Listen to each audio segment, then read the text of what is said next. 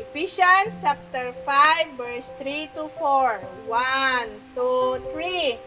But among you there must not be even a hint of sexual immorality, or of any kind of impurity, or of greed, because these are improper for God's holy people. Nor should there be obscenity, foolishness, foolish talk, or coarse joking, which are out of place, but rather thanksgiving. 1 Peter 4, chapter 4, verse 10 to 11.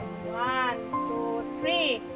Each of you should use whatever gift you have received to serve others as faithful stewards of God's grace in its various forms. If anyone speaks, they should do as one who speaks The very word of God. If anyone serve, they should do so with the strength God provides, so that in all things God may be praised. Through Jesus Christ, to Him be the glory, the power forever and ever. Amen. Philippians chapter 2, 3 to 4. 1, 2, 3. Do Nothing out of selfish ambition or vain conceit, rather in humility value others above yourselves, not looking to your own interest, but each of you to the interest of the others. 1 John chapter 4, verse 7 to 8. 1, 2, 3. Dear friends, let us love one another, for love comes from God. Everyone who loves has been born of God and knows God. Whoever does not love does not know God, because God is love. Matthew 28, 18 to 20. 1, 2, 3. Then Jesus came to them and said, All authority in heaven and on earth has been given to me.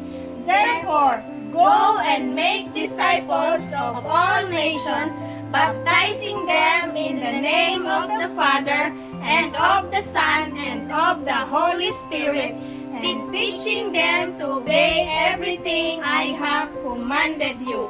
And surely I am with you always to the very end of the age. Galatians chapter 5, verse 22 to 26. 1, 2, 3.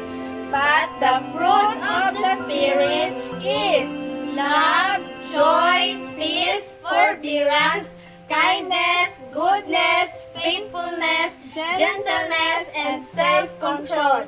Against such things there is no law.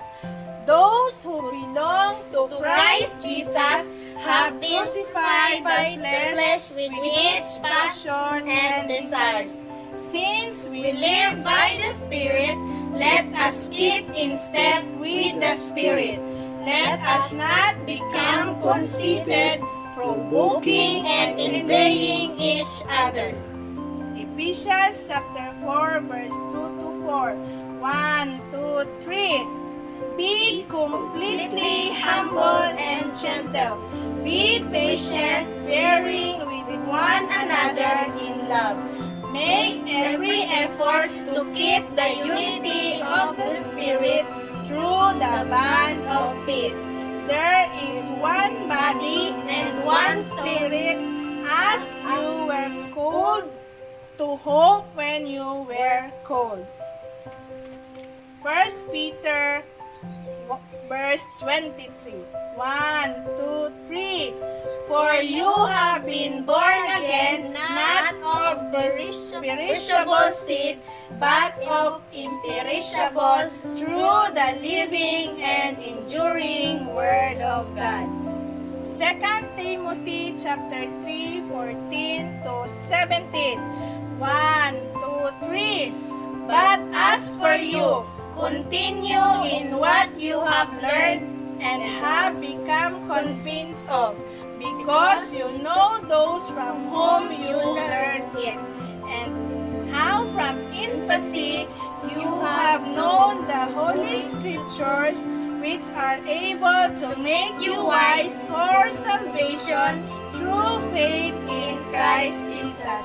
All Scriptures is God's breath and is useful for teaching, rebuking, correcting, and training in righteousness, so that the servant of God may be thoroughly equipped for every good work. Amen, amen, and amen.